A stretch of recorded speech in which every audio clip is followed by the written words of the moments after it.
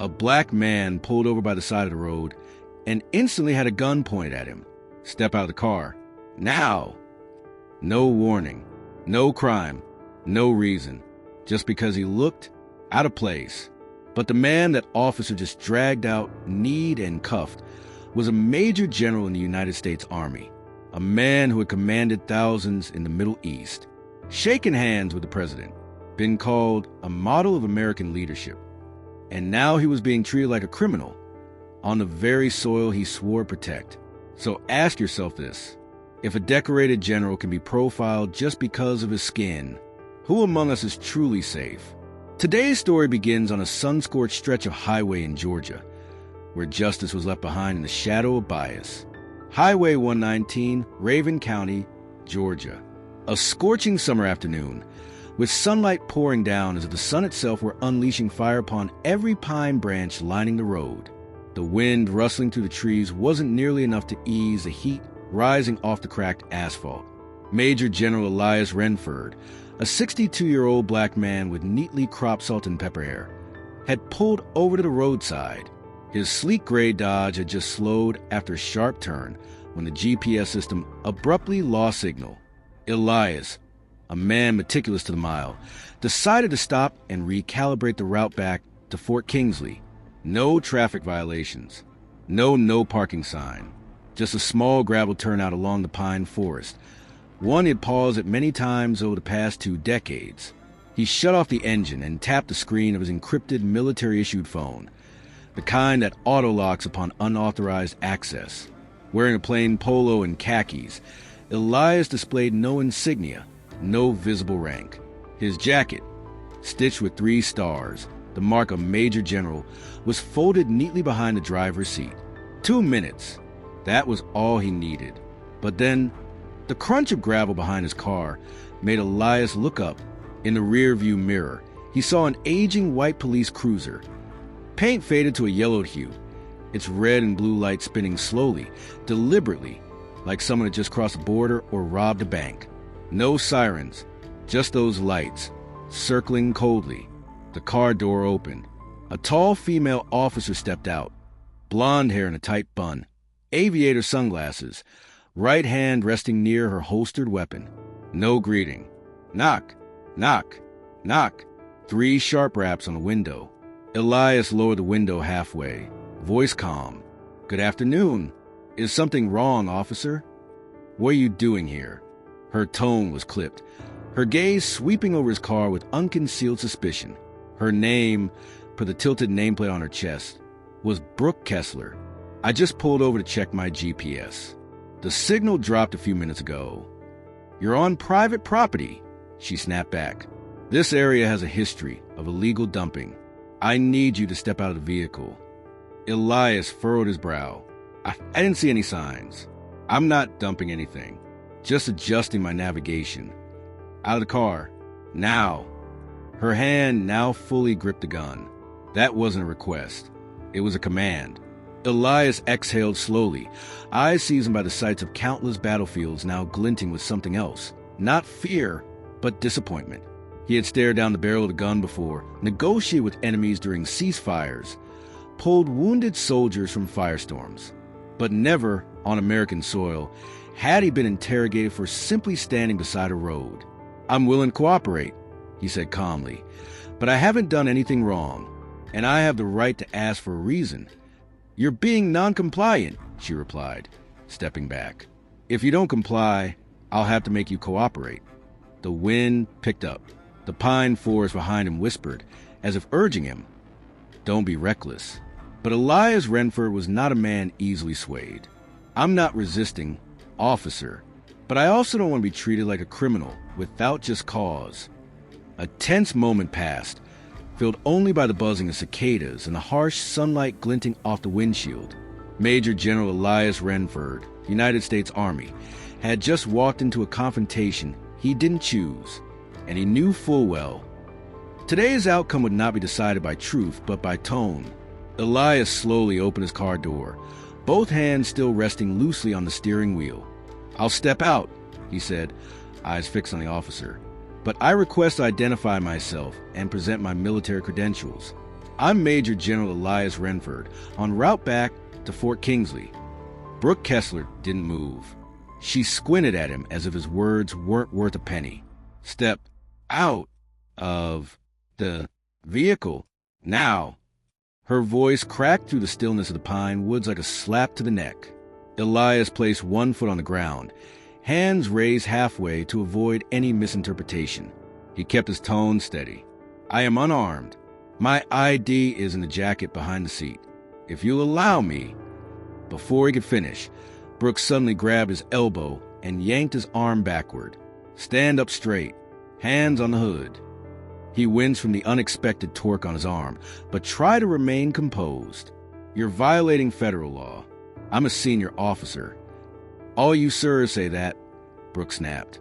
You think saying you're a general means I'll just let you go? Without warning, she kicked hard at the back of his right leg. The blow knocked Elias off balance, forcing him to brace himself on the scorching hot hood to keep from collapsing. You just assaulted an unarmed U.S. military officer, he said, his voice no longer calm but restrained fury. There will be consequences for this.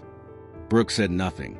She pulled handcuffs from her belt, twisted his arms back, and clamped them shut with a sharp metallic click. Elias hissed through his teeth, pain shooting through his wrists. You haven't read me my Miranda rights. You'll have plenty of time to hear it. If I decide you deserve it, she said, and shoved him forward step by step like a suspect caught red-handed. Under the relentless sun, Elias Renford, the man who once commanded troops in Kabul, who once spoke on the podium at the Pentagon, who once shook the president's hand and was called a model of leadership, was now being shoved into the backseat of a rusting cruiser by a local patrol officer. Not because he resisted, not because he broke the law, but because he was a black man standing alone in rural America at the wrong time in front of the wrong person. The car door slammed shut behind him. The smell of old vinyl mixed with sweat-soaked upholstery and sun-baked plastic hit him like a slap. Elias closed his eyes, suppressing the fury rising like steam in his chest. It wasn't the first time he'd been doubted, but it was the first time in 37 years of service that he had been humiliated on the very soil he had sworn to defend with blood. In the back seat, he caught his own reflection, wrists cuffed, shoulders streaked with blood from the rough takedown, eyes still sharp, but no longer shining with pride. Now they burned with a quiet, steady rage. Up front, Kessler was tapping into her radio. She didn't call for a supervisor, didn't run his military ID. She was simply clearing the path for the next act of power abused. Elias clenched his jaw. He knew what to do. In the jacket pocket behind the driver's seat, his encrypted military phone was still there, and it would take only one call. One call could make the walls of the Pentagon shake. Noon sunlight cut through the motionless pines of Raven County, casting harsh light on a quiet stretch of Highway 119 where Officer Brooke Kessler's cruiser sat sideways along the shoulder. Inside, Major General Elias Renford sat cuffed, his back pressed against cracked leather, his eyes fixed on the side window. Outside, the blonde officer rummaged through her trunk, ear close to the radio, voice tangled with static and wind. Across the road, a silver pickup had been parked for some time. The Cooper family, en route from Americus to Albany, had witnessed the entire scene. In the back seat, 16-year-old Jalen Cooper held up his iPhone, still recording. He didn't fully understand what was happening, but something in his gut told him, keep filming. Something's not right. Mom, he said, he's a general in the Army. Jalen whispered, zooming in on a jacket visible behind the driver's seat. The 3-star insignia and the words United States Army were clearly lit by the midday sun.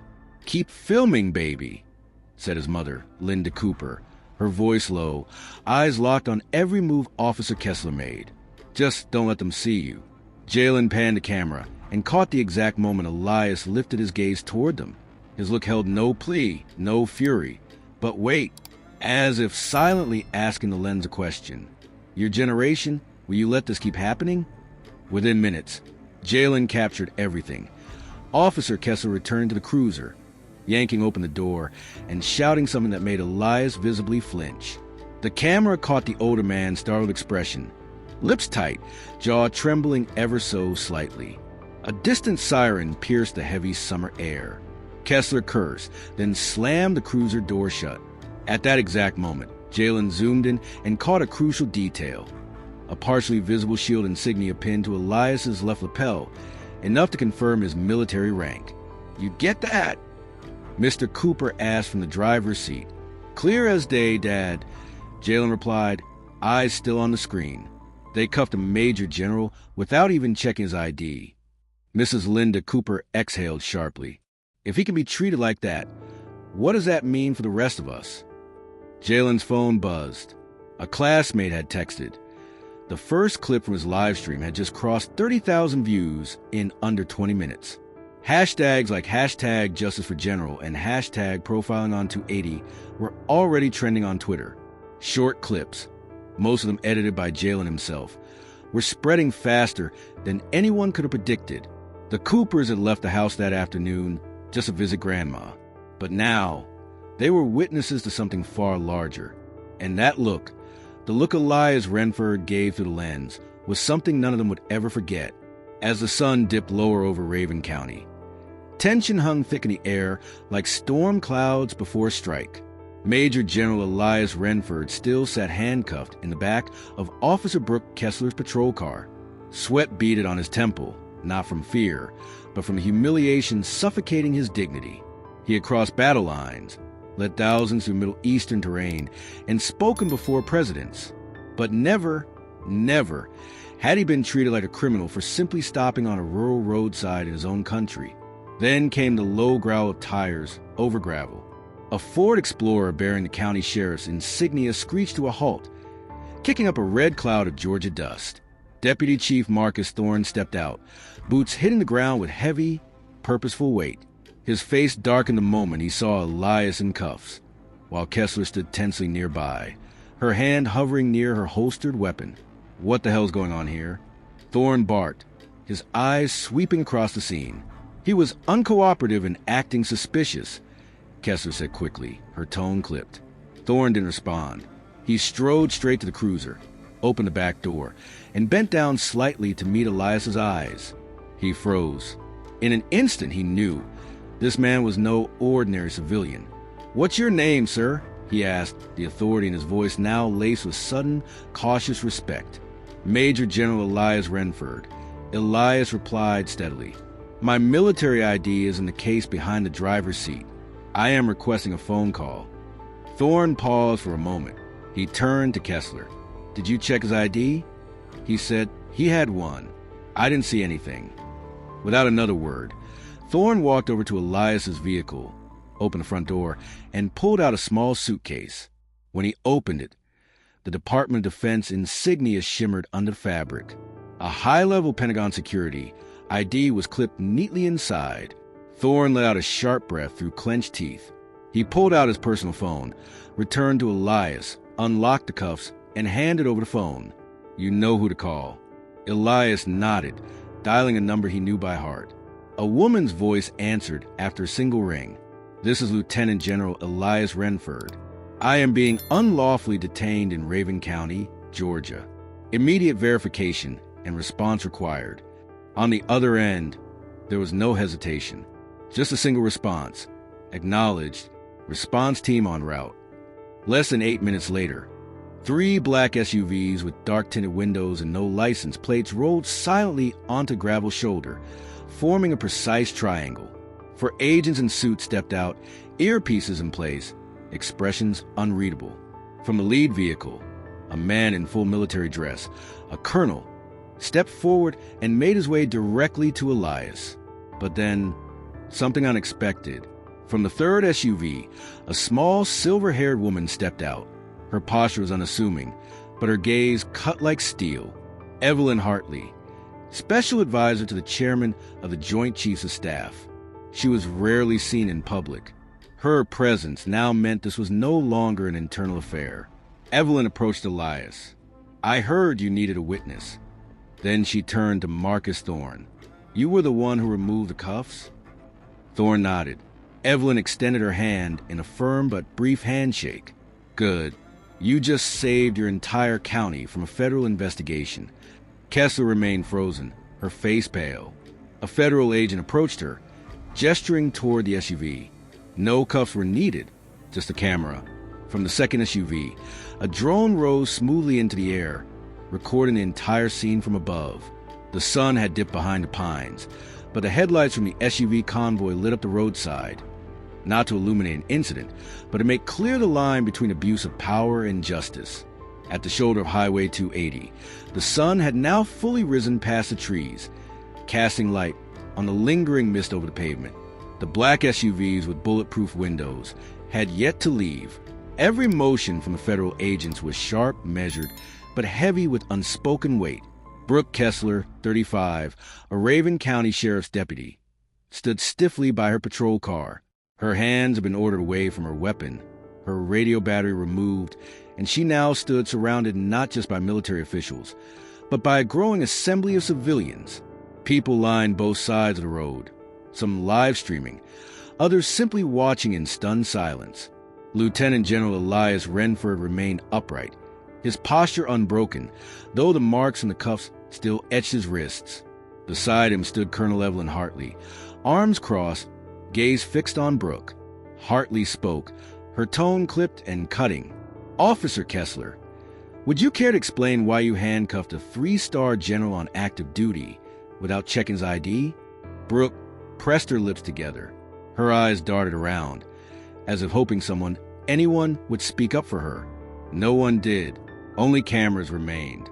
I suspected he was on private property, and his behavior appeared suspicious. Evelyn didn't blink. "Do you have any evidence to support that claim?" Silence. Sweat began to bead on Brooke's temple, mixing with the fading lipstick on a face that was stiffening by the second. Elias stepped forward quietly. He didn't raise his voice. He wasn't angry. He simply looked her in the eye. "When I told you I was Lieutenant General Elias Renford and offered to present my military ID, what did you say?" Brooke took a small step back. Her voice faltered. "I didn't think it was real." A ripple of derisive laughter rose from the crowd. Elias remained composed. "You didn't think it was real, or you didn't want to believe it, because I'm a black man in plain clothes, standing on a quiet roadside?" No answer. At that moment, a boy approached from up the road, holding up his phone. It was Jalen Cooper. "I got it all," he said. "I filmed her taking your wallet without asking. And the part where you told her you were a general, it's all there." One of the federal agents retrieved the device and backed up the clip. Evelyn turned to Elias. "Would you like to press charges now? We have sufficient grounds for an arrest." Elias shook his head. "Not yet. I want people to see it for themselves. Sometimes the truth needs to be displayed, not locked away in a courtroom." He turned, his eyes scanning every face in the crowd. She had the chance to do the right thing. She chose abuse of power. So let the public be the judge. A round of applause broke out from an older woman standing by the roadside. Then another person joined in. Then another. Within minutes, the once silent road deep in the forest was filled with human voices. Not angry, not vulgar, just the sound of hearts finally speaking after witnessing that justice was no longer out of reach. And Brooke Kessler, the same officer who had stepped out her vehicle as a symbol of authority, now bowed her head in silence. No one needed to condemn her. The silence of the crowd had already spoken. Just 8 hours after Jalen Cooper posted the video online with a simple caption, "He's a general," and they treated him like a criminal, the algorithms began doing their work. Across the United States, hashtags like hashtag General Renford, hashtag profiling on camera, and hashtag Justice in Raven County began to flood news feeds. By early the next morning, the clip had surpassed 2 million views, spreading like a wildfire through a July dry forest. Major news outlets like CNN, MSNBC, and even Fox News ran breaking headlines. Army general unlawfully detained by female officer in Georgia. Entire incident caught on camera. No one cared about the initial traffic stop anymore. The focus was squarely on one image. A black man, arms twisted behind his back, head forced down onto the hood of a car, and a gleaming 3-star insignia peeking out from a military coat in the backseat. That same morning, in front of the Raven County Police Department, hundreds of veterans and local residents gathered, carrying American flags and handmade signs. He served the country. Who serves justice? We are veterans, not suspects. A small group of veterans who had fought in Afghanistan stood in formation in front of the station, dressed in worn camouflage. They didn't shout. They simply held up photos of Major General Elias Renford taken at his Pentagon commendation ceremony. Across the street, 16-year-old Jalen Cooper, the boy who recorded the video, was invited to speak to the press. Wearing a crisp white shirt, he stood beside his father, Reggie Cooper. I didn't record that video to get famous, Jalen said into the microphone, his voice still trembling. I recorded it because something felt wrong. The way he stood, the way he didn't fight back. It made me feel like this wasn't just a routine stop, and I couldn't turn away. That quote was soon echoed across newspapers and screens, becoming a symbol for a generation willing to speak up when faced with injustice.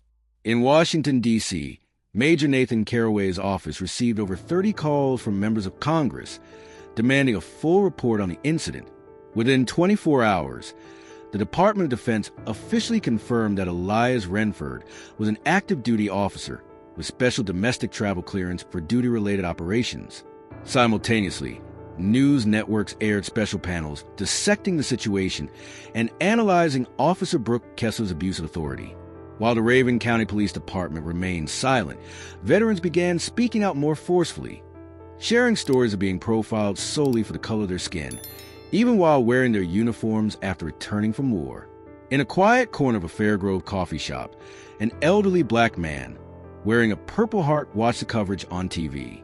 He nodded slowly and muttered. Finally, someone had the courage to film it. And at that very moment, inside the Raven County Police Department, Sheriff Harold Eckhart stood at a crossroads. This was no longer a local matter. The entire nation was watching.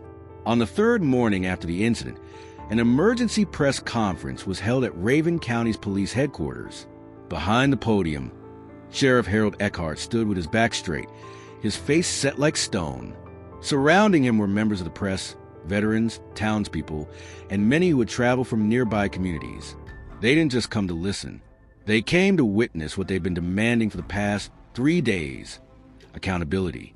Following an internal investigation in coordination with the Department of Defense, Sheriff Eckhart announced, the Raven County Police Department has decided to terminate Officer Brooke Kessler for following reasons: excessive use of force, failure to follow proper arrest protocol, and abuse of authority while on duty. A single clap broke the silence. Then another. In moments, the entire room erupted in applause. But what brought it all to a standstill was the next clip Sheriff Eckhart revealed: a dashcam video, not from Kessler's patrol car, but from a civilian vehicle submitted overnight. It showed Kessler, moments before her encounter with Elias Renford, pulling over another young black driver simply because he looked suspicious while driving toward Hollow Creek. She not only berated him, but also conducted an unlawful search without a warrant. The room rippled with murmurs. Eckhart didn't need to elaborate. Another screen lit up, this time with an internal report. 6 official complaints have been filed against Officer Kessler over the past 3 years, all involving racially biased conduct. 3 of them had previously been dismissed by superiors for lack of clear evidence. At a roadside diner along Route 119, Reggie Cooper sat watching the broadcast, gripping his son's hand. "You did the right thing, Jalen," he said softly. "Sometimes the right thing is the thing no one else has the courage to do." Meanwhile, in a small apartment on the outskirts of Fairgrove, Brooke Kessler sat on her couch, the television on mute, her eyes fixated on footage of herself, now airing across national news outlets. Her phone buzzed nonstop, unknown numbers, former classmates, even people from her training academy. One message read, "I always knew something was off about you." But the most striking moment happened later that same afternoon, when Brooke returned to the station to turn in her badge and sidearm as instructed. A crowd had already gathered. As she stepped out, a Black War veteran in a faded army jacket stepped forward. He didn't yell. He didn't raise a fist. He simply said, "You forgot who you swore to protect." Brooke said nothing. She couldn't. Her eyes dropped, her steps quickened, but nothing could shield her from the silent judgment tearing through persona she once wore. Once a trusted officer, she had become the face of a broken trust. With determination confirmed, Sheriff Harold Eckhart closed the press conference with one final statement. We will not defend what's wrong just because it wears a uniform. At the modest hall of the Hollow Creek Veterans Center, old wooden chairs were filled by elderly veterans, a few local college students, and townspeople. They weren't there out of curiosity. They came to hear from a man who had remained silent through humiliation and still stood with his dignity intact. Major General Elias Renford stepped up to the plain wooden podium. He wore no formal uniform, just a white shirt and a light gray vest. No medals, no slogans, only the one thing no one could take from him, his self-respect. I've stood in front of tanks in Iraq. I've walked through fire zones in Liberia. But I have never felt more devalued than on my own homeland by someone wearing the same uniform as me. The entire room fell silent. He didn't need to shout. True strength never has to. Elias slowly placed his hand on the wooden podium. But I'm not standing here to call for revenge. I don't want someone's entire career destroyed over one moment of failure. What I want is a shift in perception, so that no one else has to go through what I did, just because of their skin color or someone else's ignorance. Every word landed with the weight of lived experience. In the front row, Jalen Cooper, the teenager who filmed the video, sat quietly, eyes wide open. Beside him was his father, Reggie Cooper, his hand gripped tight. Reggie had once served under Elias' command nearly 3 decades ago. Elias looked their way and nodded gently. I'm not angry, he said. I've learned that restraint, in the right moment, is the most formidable kind of strength, because it doesn't destroy. It rebuilds. A man stood up in the crowd, an older white veteran with a silver beard and eyes that had clearly seen loss. General Renford, do you forgive her? Elias paused. Then he answered, I don't have the authority to forgive on behalf of justice, but I do have the power to choose how I respond. I choose education over retaliation. I choose to let the story live on as a warning, not a wound. The entire hall rose in applause, not because he was a general, but because he was the kind of man they wanted their children to grow up to be. That day, local news stations reported on the event, but not with footage of handcuffs or standoffs with police. Instead, the image they broadcast was of a calm, humble man standing to say, I don't need to shout to be heard. And that story, on a golden afternoon in Georgia, began a new chapter, one where decency was no longer mistaken for weakness. As the wave of outrage over Elias Renford's arrest spread across Georgia, something unprecedented began to unfold in Raven County. An awakening. It wasn't just a flash of outrage. It was a true shift. For the first time in 8 years, the office of Sheriff Harold Eckhart, long considered rigid and resistant to reform, held a press conference titled, Listening and Learning. His opening line stunned many. We can't ask community to trust us if we're not willing to start by changing ourselves. A series of reforms followed. First, every law enforcement officer in the county would be required to undergo intensive training on unconscious bias and cross-cultural communication.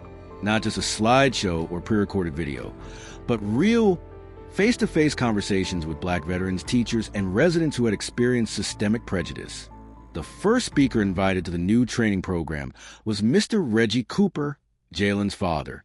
In a packed room of uniformed officers, he stood at the front, his voice calm but unshakable. You can watch the video 100 times, but if you don't hear the story from the one who lived it, you'll never truly understand. I'm not here to accuse. I'm here to start over. A civilian oversight board was formed, made up of clergy, business owners, students, former inmates, and even retired officers. They were granted full access to misconduct reports and invited to sit in on internal review panels. Their motto, no one is too trusted to go unchecked. Workshops on power and racial equity began appearing in local schools and libraries. In a Raven County High School social studies class, Jalen Cooper was invited to speak about what it was like to film the now famous clip.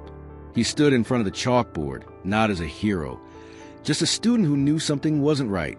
I didn't know he was a general, but I knew nobody should be treated like that. At a community town hall at Hollow Creek Baptist Church, Elias Renford was invited to speak, but he didn't talk about himself. He spoke of a fellow officer who had left the military because he could no longer bear the suspicion he faced at home. Sometimes your country doesn't betray you with a weapon, it betrays you with silence. And we have to be the ones to break that silence. With action, not with hate. Raven County was far from perfect, but for the first time in years, people began to believe that justice wasn't out of reach. And more importantly, they began to look at one another not with fear or doubt, but with a belief in change. 3 weeks after the incident on Route 119, the bruises on Elias Renford's wrists had begun to fade, but the impact of the story had not. The media continued to pick it apart. Morning shows, evening broadcasts, headlines still ran. 3-star general handcuffed on roadside for checking GPS. But Elias, as always, wasn't on the talk shows. He didn't give grand interviews or thunderous speeches from podiums. Instead, he visited small schools across Raven County, speaking to high schoolers about self-respect and how to control anger.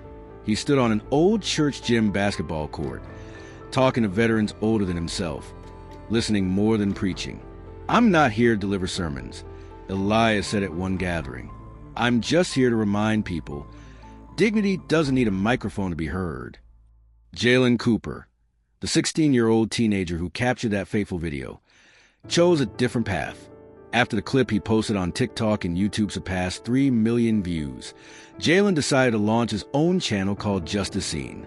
The first videos were simple retellings of the incident in his own voice. Calm, clear, not sensationalized. But within a few weeks, the content began to evolve. He started interviewing veterans, single mothers who'd been pulled over for no clear reason, people often deemed suspicious simply because of their skin color or the way they looked. One of the most widely shared videos was Jalen's interview with his own father, Reggie Cooper, a quiet man with eyes etched by time, whose every word landed with weight. "That man," Reggie said, glancing at Elias standing quietly off to the side. He didn't yell, he didn't fight back. But the whole system had to stop because of how he stood still. That's what real power looks like. In the comments section, hundreds echoed the same sentence. "I used to think only shouting could make change. Turns out, it's how you carry yourself." At Fort Kingsley, Elias Renford returned to his work training and mentoring young officers. During one morning flag ceremony, a young private asked him how he stayed calm in a situation so far out of control. Elias smiled, answering slowly, "Anger can be fire, but if you let it burn you down, there'll be no one left standing to rebuild." On a quiet Sunday afternoon, Elias drove back along the same road. The landscape hadn't changed, long rows of trees on either side, wind whispering through the dusty village signs. He stopped at the exact spot where he was once ordered to step out of the vehicle. This time, there were no sirens, no force, no judgment, only silence, and a man who had once been brought low, still standing tall. Sometimes, the bravest thing we can do isn't to shout. It's to stand still in dignity and truth and let the world reflect on itself. Because justice isn't something from yesterday. It's something we choose to protect every single day.